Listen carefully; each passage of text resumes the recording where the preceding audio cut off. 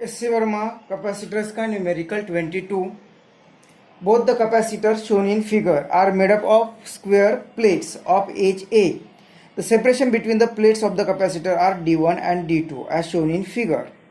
A potential difference V is applied between the points A and B. An electron is projected between the plates of the upper capacitor along the central line. With what minimum speed should the electron be projected so that it does not collide with any plate? Consider only the electric forces. तो इस question में हमें दो plates दी हुई, दो capacitors दिए हुए और वो अगर फिगर देखते तो वो सीरीज में होंगे और दो टर्मिनल के बीच में पोटेंशियल डिफरेंस V अप्लाई किया है। मतलब एक का अगर V प्लस लेते हैं तो दूसरा जीरो पे रहेगा। अब ऊपर की जो यहाँ पे कैपेसिटर लिखा दिया हुआ है उनके बीच दो प्लेट के बीच में डिस्टेंस D1 दिया हुआ है और दूसरे कैपेसिटर के प्लेट्स के बीच में डिस्टेंस D2 दिया हुआ है।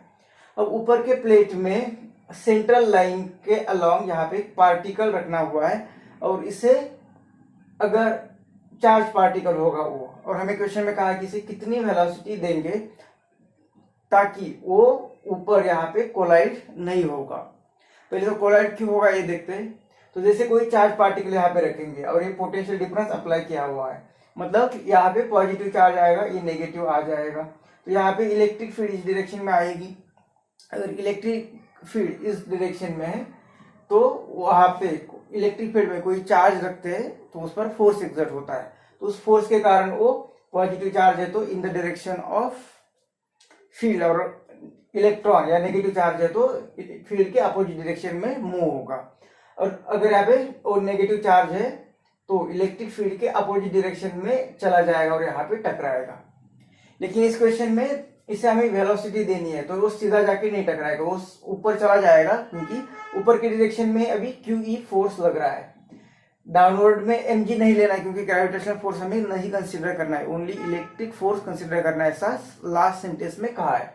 तो उससे इलेक्ट्रोस्टैटिक फोर्स लगेगा और वो इस डायरेक्शन में लगेगा तो वो यहाँ पे ऊपर एक्सेलरेट होगा क्योंकि फोर्स लग रहा है तो ऊपर एक्सेलरेट होगा। लेकिन सीधा एक्सेलरेट नहीं होगा क्योंकि हमें वेलोसिटी भी देनी है, तो वो इस यहाँ पे भी चलेगा और ऊपर भी चला जाएगा, मतलब ये ऐसे जाके यहाँ पे टकराएगा। लेकिन हमें क्वेश्चन है कि उसकी वेलोसिटी ज्यादा देनी है, मतलब उसकी वेलोसिटी बढ़ाएंगे तो ऐसे आके यहाँ पे टकराएगा और ज्यादा वेलोसिटी करेंगे तो ऐसे आके यहाँ पे टकराएगा। हमें इतनी वेलोसिटी देनी है कि वो ऐसे आके यहाँ पे टकराने लगेगा लेकिन वैसे वो बाहर निकलेगा। बहुत ही ज्यादा वेलोसिटी है तो वो इतना फास्ट चला जाएगा और वो जितनी ज्यादा वेलोसिटी उतने वेलोसिटी से वो बाहर आ जाएगा। लेकिन वो मिनिमम वेलोसिटी कि जिस वेलोसिटी के कारण वो बिना टकराते हुए बाहर आएगा, मतलब इस ऊपर के प्लेट को कोलाइड नहीं होगा, तो उसके लिए हमें कितनी मिनिमम वेलोसिटी देनी पड़ेगी। मैक्सिमम तो कितनी भी वैल्यू हो सकती है इंफिनिटी तक, लेकिन मिनिमम कितनी वेलोसिटी देंगे ताकि वो इस तरह से नहीं टकराएगा, ये हमें फाइंड करना है। मतलब ये कितने वेलोसिटी से उसे प्रोजेक्ट करना है ये हमें फाइंड करना है। जो भी वेलोसिटी देंगे वो वेलोसिटी, और यहाँ पे हमें ये डिस्टेंस दिया हुआ है क्योंकि ये स्क्वायर प्लेट है और उसकी विड्थ A दी हुई है, मतलब इसे बाहर आने के लिए कितना टाइम लगेगा ये फाइंड कर सकते हैं। या वो वेलोसिटी जो दी हुई इनटू टाइम ये होगा ये डिस्टेंस, और ये डिस्टेंस कहा है हमें इसकी विड्थ A होगी, इसकी विड्थ A होगी, ये होगी इसकी विड्थ। यहाँ पे टर्मिनल भी A दिया हुआ है तो A विड्थ इतना डिस्टेंस ट्रैवल करना है, मतलब ये U फाइंड करना है हमें, तो ये A/T। तो हमें ये A पता है, इसकी विड्थ T फाइंड करना पड़ेगा, वो टाइम जिस टाइम में उसे यहां से यहां तक आना है, और वो टाइम कितना होगा, उतना टाइम होगा कि जो टाइम उसे ऊपर जाने के लिए लगता है उसे टकराने के लिए लगेगा, उतने टाइम में जब तक यहाँ से ऊपर चलने के लिए जितना टाइम लगता है उतने टाइम में उसे यहाँ से बाहर आना है। तो वो टाइम भी फाइंड कर सकते हैं क्योंकि ये डिस्टेंस मतलब ऊपर का वर्टिकल मोशन के इक्वेशन कंसीडर करना है। तो वर्टिकल मोशन के लिए y = ut + 1/2 at²। u initially उसे इस डायरेक्शन में प्रोजेक्ट करना है, तो वर्टिकली अपवर्ड डायरेक्शन में, वर्टिकल डायरेक्शन में कोई वेलोसिटी नहीं है, तो ये इक्वेशन बनेगा 1/2 at²। ये फॉर दिस एक्सेलरेशन, और ये विड्थ का विड्थ होगी। तो इतना अब हमें T के लिए सोचना है, तो ये y मतलब क्या होगा, यहाँ से यहाँ तक का डिस्टेंस, जैसे सेंट्रल लाइन के अलोंग इस पार्टिकल को प्रोजेक्ट करना है। मतलब ये d1 है तो ये डिस्टेंस होगा d1/2, मतलब ये y की जगह पे आएगा d1/2 इज इक्वल टू 1/2। ये एक्सेलरेशन मतलब फोर्स अपॉन मास। और फोर्स, इलेक्ट्रिक फोर्स क्या होता है, वो जो चार्ज होगा इंटू E/m, ये होता है उसका, ये फोर्स की वैल्यू अपॉन m, ये होता है एक्सेलरेशन। और ये t²। अब ये E जो होगा इलेक्ट्रिक फील्ड इनके बीच में, वो इलेक्ट्रिक फील्ड कितना आएगा, तो हमें पोटेंशियल डिफरेंस दिया है दो प्लेट्स के बीच में V है, तो V के टर्म में लिखना है अगर E को, तो E इज इक्वल टू, इसे इक्वेशन 2 कहते हैं, तो E को हम लिखेंगे V/d। अब ये V मतलब दो पूरे सिस्टम के अक्रॉस V दिया है, तो इसे V' कहते हैं, तो ये V'/d होगा। और ये V' कितना होगा, तो V' हमें पता है Q is equal to CV होता है, तो V is equal to Q/C, मतलब ये Q/C, कैपेसिटर 1 कहते हैं इसे। इसके लिए हम इसके अक्रॉस का पोटेंशियल V1 कहा, इसे V1 कहते हैं, तो Q/C1 ये होगी V1 की वैल्यू। और ये D अगेन, ये D क्या है, डिस्टेंस किसका, तो ये दो प्लेट के बीच का डिस्टेंस, मतलब इसे d1 कहते हैं, तो इसे d1 आएगा यहाँ पे। तो ये v1 की वैल्यू लिखी और ये 1/d1, ये d1 मतलब ये E को लिखते हैं हम E is equal to V/d,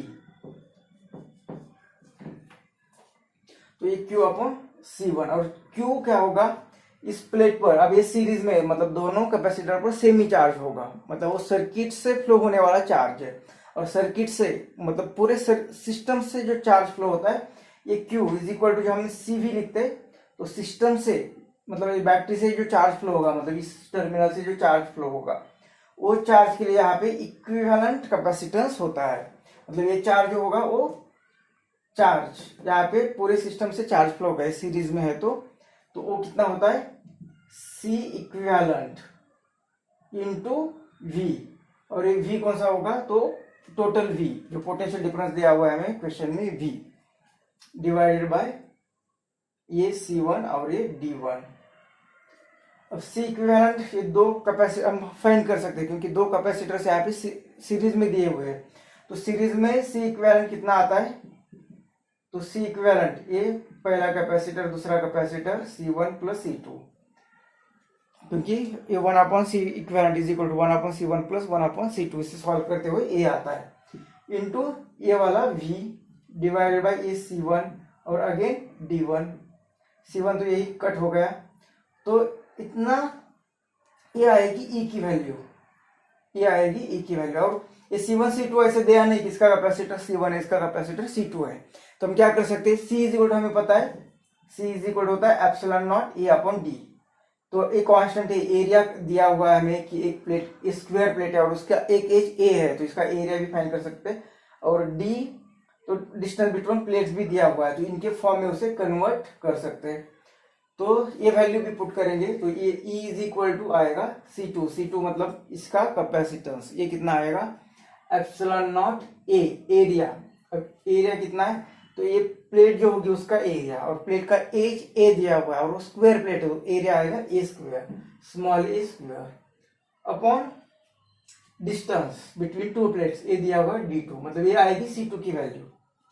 उसी तरह से डिवाइडेड बाय यहाँ पे C1 की वैल्यू क्या आएगी ε0 A² और ये D1 प्लस C2 की जगह पे लिखेंगे ε0 A² अपॉन D2, और ये डिवाइडेड बाय की लाइन, और अगेन V/D1, तो ये V और अपॉन D1 के लिए ε0 D1। तो इस टर्म में ε0 A² कॉमन निकालेंगे और उससे एक दूसरे को कैंसिल होगा, तो ये E इज इक्वल टू मिल रहा है 1/D1 डिवाइडेड बाय ये 1/D1 प्लस 1/D2 और ये V/D1,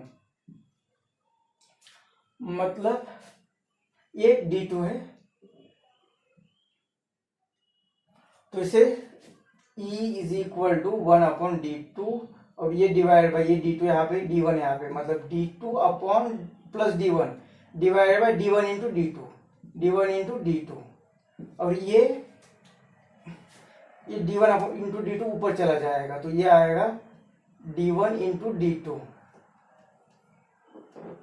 और ये v अपॉन d1, तो d2 यहाँ पे कैंसिल होगा, d1 यहाँ पे कैंसिल होगा और e की वैल्यू आएगी ये v upon d1 plus d2 और ये e की वैल्यू यहाँ पे पुट करेंगे, तो from equation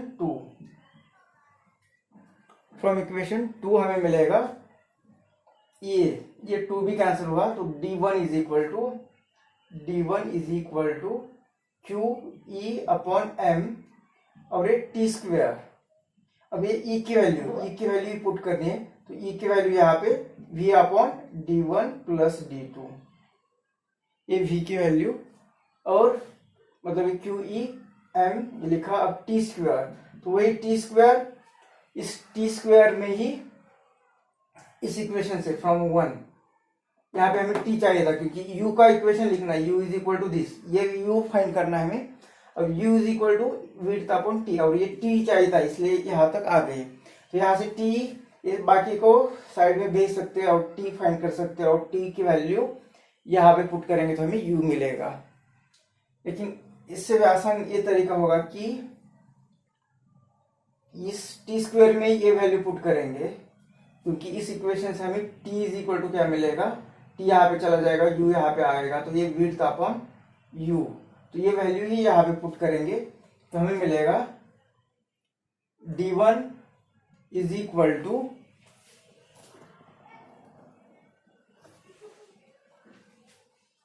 Q upon M v upon d1 plus d2 और टी स्क्वायर मतलब ये a स्क्वायर और ये u स्क्वायर। हमें u स्क्वायर चाहिए, u स्क्वायर को यहाँ पे लाएंगे तो ये u square is equal to d1 यहाँ पे आएगा, तो ये q अपॉन m, ये v upon d1 plus d2 और a स्क्वायर और ये u स्क्वायर यहाँ पे गया, तो एक d1 यहाँ पे आएगा। अब इसका स्क्वायर रूट लेते हैं, तो ये u प्रोजेक्टेड वेलोसिटी, इतने वेलोसिटी उसे प्रोजेक्ट करना है, तो ये आएगा q अपॉन m और a v upon d1 plus d2 और ये a स्क्वायर अपॉन d1। तो ये वैल्यू होगी कि उतने वेलोसिटी से उस पार्टिकल को प्रोजेक्ट, और ये इलेक्ट्रॉन दिया है तो q की वैल्यू e लिखते हैं, तो इतने वेलोसिटी से उसे अगर हम प्रोजेक्ट करेंगे इस पार्टिकल को यहाँ से, तब ये ऊपर भी चला जाएगा लेकिन टकराने से पहले ही बाहर आएगा, मतलब ये हर जगह पे ऊपर भी उसकी वेलोसिटी होती जाएगी लेकिन ये बाहर भी इजीली एस्केप होगा और कोलिजन नहीं होगा। और ये स्क्वायर रूट लेना है, ये स्क्वायर लिखा हमने, इसका स्क्वायर रूट बाकी रहा, तो ये इसे स्क्वायर करते हैं और ये स्क्वायर रूट, तो ये आएगा आंसर।